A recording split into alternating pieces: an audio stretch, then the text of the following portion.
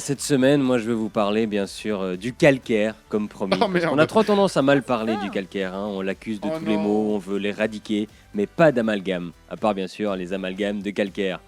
Parce que vous l'avez, oui. elle est un peu technique. Je m'inquiète pour la courbe d'audience. Là, mais... Ouais, désolé à ceux qui pensaient que j'allais faire toute la chronique sur le calcaire. À un moment donné, moi j'ai hésité parce que je suis vraiment un gamin.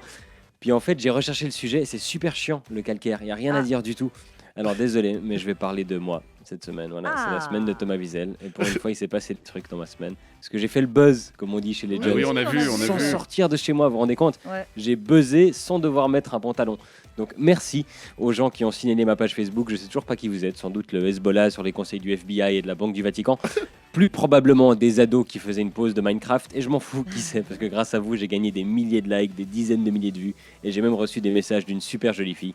Au final, il s'est avéré que c'était un arnaqueur en Côte d'Ivoire et ça m'a coûté 200 balles chez Western Union. Mais ça compte quand même, ok ? Merci à tous ceux aussi qui ont crié au scandale, qui ont hurlé à l'atteinte à la liberté d'expression, qui ont posté « Je suis Thomas », mais pas au deuxième degré. Oui, il y en a. Tout ça, c'est grâce à vous. Le genre de personne a lancé une pétition quand il n'y a plus de pommes golden à la Migros. Révolution. Ils ont raison, hein, j'ai beaucoup souffert. Pendant 12 heures, j'ai pas pu aller sur Facebook. Vous vous rendez compte ? J'ai pas pu arroser mon champ. Ça existe encore, Farmville. J'ai pas pu poker Whitney Toyloy. Je sais pas si ça existe, les pokes encore. J'ai pas pu découvrir quel était mon nom de Stormtrooper. Pendant 12 heures, le supplice. J'ai été obligé d'aller sur Twitter, Instagram et même LinkedIn. J'allais pas lire un bouquin ou aller jouer dehors, ça va pas. Non.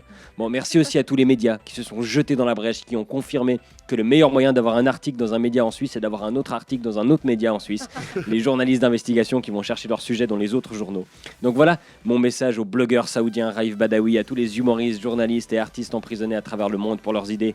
Faites-vous pas mettre en prison, faites-vous pas fouetter, c'est trop douloureux, ça dure des années. Faites-vous suspendre de Facebook pendant 12 heures. Là, on parlerait de vous, là, les gens seraient scandalisés, il y aurait une mobilisation. Bon, désolé à tous les gens qui s'en foutaient, qu'on notifie à ces médias qu'il se passait d'autres choses dans le monde plus importantes. Et quoi de mieux pour démontrer qu'on s'en fout que de cliquer sur l'article, de le lire en entier et de laisser un commentaire pour dire qu'on s'en fout. Merci d'ailleurs aux commentateurs qui m'ont appris plein de choses sur moi. Par exemple, j'ai appris que j'étais juif. Vous imaginez ma surprise ? Devoir me faire circoncire à 26 ans, ça va faire mal quand même. J'ai aussi appris que Elie Wiesel était mon grand-père. Ah bon ? Alors là, ma grand-mère me donne des explications, parce qu'il y a un type à qui j'offre des cadeaux de Noël depuis 20 ans et c'est un imposteur, visiblement. J'ai dû d'ailleurs rassurer ma grand-mère et lui dire qu'il allait rien m'arriver. Je suis quand même ceinture bleue de judo. Hein. Alors depuis une semaine, je sors pas sans mon kimono. Bon, j'ai arrêté à 13 ans, donc il est petit, j'ai un peu froid au mollet, mais la sécurité avant tout. Merci aussi à OneFM. Ah oui, vous êtes imperturbable. Vous avez su garder votre cap et votre identité puisqu'au cœur de la tempête sur la page Facebook de la radio, on trouvait des selfies avec des animaux domestiques et un concours pour la vignette auto. Voilà, chez OneFM, on a le sens des priorités. Il faut continuer de poster des photos de chats et des posts qui se rappellent de Yakari et des plaques de Boguet. Sinon, les terroristes ont gagné, les gars. Bravo. Merci d'avoir prouvé aussi que c'est comme ça qu'on fait le buzz en 2016, en disparaissant. Voilà. Moi, j'ai fait une mini Bowie, une Delpech temporaire, une Lemmy d'une demi-journée. J'aurais dû en profiter pour sortir un album, mais je sais pas chanter.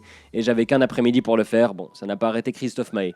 Merci aussi à tous ceux qui m'ont donné des conseils de carrière. Fais de l'humour, pas de la politique, sale gauchiste. Et qui, une phrase plus loin, écrivent « Ah, Coluche et des proches me manquent. » Oui, deux humoristes réputés pour ne jamais parler de politique et pour leurs idées très à droite, bien sûr. Mais je fais pas de politique. Moi, je fais des blagues sur la politique. Et oui, je donne mon avis sur le journal de l'UDC. Mais récemment, j'ai aussi donné mon avis sur les noms des enfants de Kim Kardashian. Donc, faut pas m'écouter. Et ne pas être d'accord avec l'UDC, c'est pas un crime. Du moins jusqu'à la prochaine initiative. Puis paniquez pas les copains de droite. Je doute que beaucoup de monde aille chercher des consignes de vote dans une chronique d'un mec qui parle de se masturber sur les pages des 20 minutes.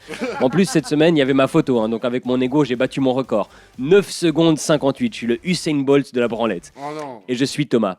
Et je vais continuer à l'être. Et moi, j'ai pas le choix. Je sais faire que ça. Donc désolé et merci. Et à la semaine prochaine.